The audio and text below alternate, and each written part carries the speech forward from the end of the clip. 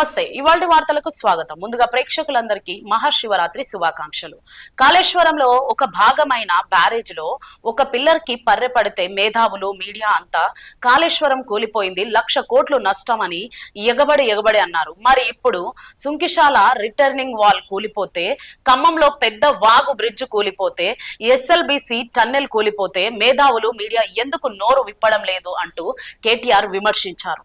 గిదే పర్రె చూసిన మొత్తం పోయింది. 1,00,000 కోట్లు ఇళ్ళకెళ్ళిపోయినాయి, పర్రలకెళ్ళి త్వరలకెళ్ళి కిందికి వీకినాయి. మొత్తం జనాన్ని ఆగం చేసి కాళేశ్వరం అంటేనే అవినీతి, ఇది అది డామ్ డూమ్ అని చెప్పి మొత్తానికి ఓట్లు దొబ్బినావు జనాలను. నువ్వు తర్వాత ఇంకా మళ్ళీ పుల్లన్న ఉన్నారు కదా యూట్యూబ్లో, అందరు కలిసి మొత్తం కేసీఆర్ తిట్టుడే పనిగా పెట్టుకొని జనాల నెత్తులు పాడు చేసి, రైతుల నెత్తులు కూడా ఖరాబ్ చేసి, మొత్తానికి ఏదో జరగందేదో జరిగినట్టు చూపెట్టి ఆయనతో ఓట్లు కొట్టుకున్నారు. మరి నేను అడుగుతున్నా, ఈరోజు ఇదే మేధావులను, ఈ రాష్ట్రంలో ఉండే మీడియాను కూడా నేను అడుగుతా ఉన్నా.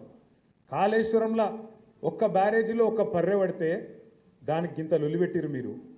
మరి అలా సుంకిశాల కూలిపోతే, అక్కడ రిటైనింగ్ వాల్ కూలిపోతే ఎవ్వరు మాట్లాడరు. బీజేపీ వాడు మాట్లాడాడు, కాంగ్రెస్ వాడు కుయ్యనడు. ఎస్ఎల్బీసీలో 2.5 కిలోమీటర్ల టన్నెల్ కూలిపోతే ఎవరు మాట్లాడరు. మీ కాడ ఏం ప్రాజెక్ట్ అది? పెద్దవాగు ఖమ్మం దగ్గర కొట్టుకపోతే, ఆ బ్రిడ్జ్ కొట్టుకపోతే ఎవడు ఎన్డీఎస్ఏ మాట్లాడాడు, ఎవడు ఎన్డీఏ మాట్లాడాడు. చూడుని ఇలా రేవంత్ రెడ్డికి రక్షణ కవచంలాగా ఉన్నది ఎవరో కాదు, బీజేపీ. నేనేదో ఉత్తగా చెప్తలేను ఈ మాట. లేకపోతే మేడిగడ్డల పర్రె పట్టింది అని రేవంత్ రెడ్డి అనగానే తెల్లారే వరకు వాడొచ్చి వాలిపోలే గద్ద లెక్క బీజేపీడు. ఎన్డీఎస్ఏ అని వస్తుంది, నేషనల్ డ్యామ్ సేఫ్టీ అథారిటీ. వస్తాడు, వచ్చేది ఇట్లా చూసినట్టు చూసి తెల్లారే వరకే బీజేపీ ఆఫీస్లో ఒక రిపోర్ట్ తయారు చేసి ఇక్కడ ప్రజల మీద వేసి ఎలక్షన్లలో గోల్మాల్ చేసి, మరి ఇలా ఎస్ఎల్బీసీలో టన్నల్ కూలి దాదాపు 72 గంటలు అవుతాను. ఎందుకో రాడు, మరి ఎన్డీఎస్ఏ రాదు, ఏ బీజేపీ వాడు మాట్లాడాడు, ఎవరి నోరు పెగులుతలేదు. కిషన్ రెడ్డి మాట్లాడాడు, బండి సంజయ్ అన్నాడు. ఎందుకు ఏమొచ్చింది ఇబ్బంది మీకు?